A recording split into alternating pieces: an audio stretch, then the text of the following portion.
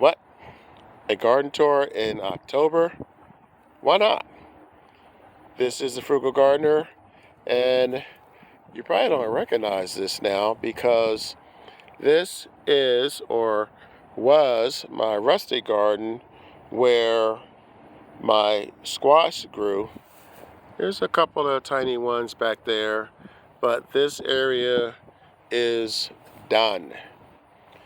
You have probably not seen it like this before because for the past about 3 years I have been turning this over from season to season. And this year, up is down and down is up. There's going to be changes in this garden, and this is the first one. Changes in the fact that I am not going to do anything with this. Soil needs to rest. If you ever been out into the woods and you've seen blueberries or apples growing or whatever it is, there's nobody out there fertilizing those bushes or trees. It's nature. What happens is you get um, the nutrients from what gets left over, and it goes down into the soil. In the following season, the following spring, you get new growth. So I'm going to let this sit for the first time. I've been overworking it, overusing it, and it's time to give it a break. Now, this is something that I have been working on because you're probably asking yourself, if you're not going to be growing in the soil, how are you going to grow all winter?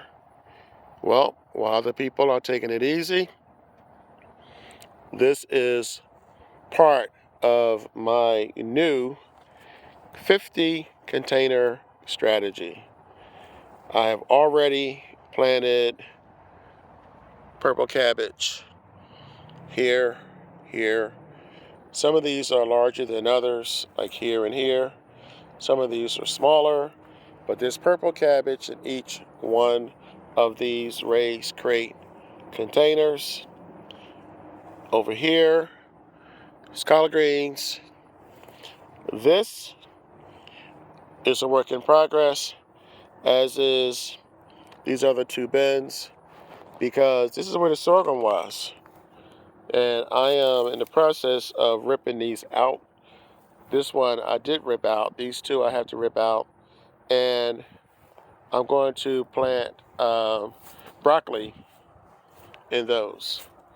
This side here is going to be cabbage and collard greens.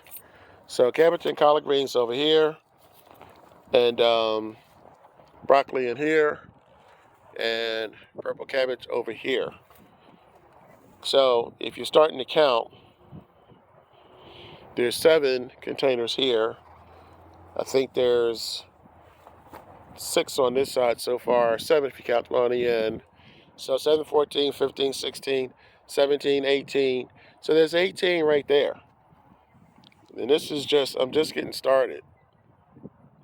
I do not want to plant all 50 at the same time, because when you do that, you get a harvest of all 50 veggies at the same time, and then what?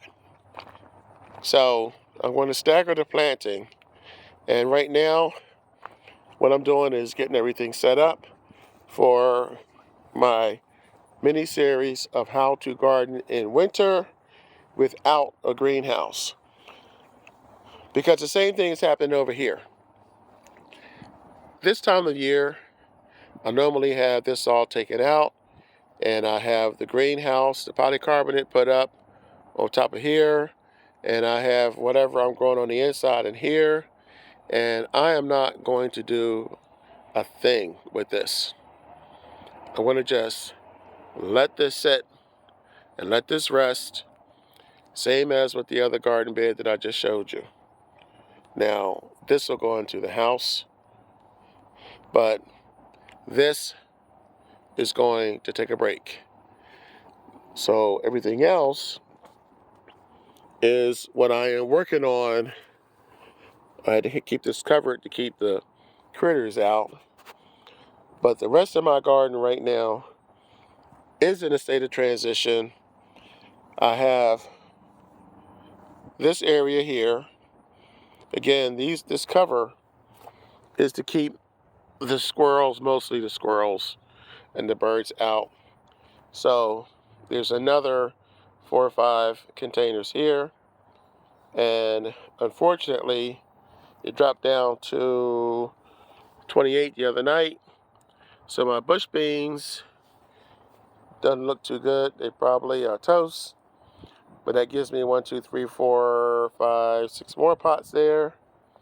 And then moving over here, all these pots here are ready to go. I planted about a week ago, and those are all going to be part of my new series, which I'm going to explain to you in the video after this video. So now coming over here, these two you probably recognize from the summer. This is the pineapple that I planted, and this is the ginger that I'm growing. Now I have to cheat when it comes to this. And what I mean by cheat is there's no way I can leave these out when the temperature drops into the 30s or in the 20s. So I bring these in at night. They need water right now, but they'll be okay for the rest of the week because it's going to be in the 70s. But this is what I really wanted to show you guys. This is the heart of my garden for the winter. I will most likely add some of those containers over here. This is mostly collard greens, but there's a couple other things in here as well. Here's some leftover melons from last summer and cabbage. I basically use this guy here to cover the melons over here. Anything that you have that's available to you to keep the cold away can work. Can you grow in the wintertime without a greenhouse?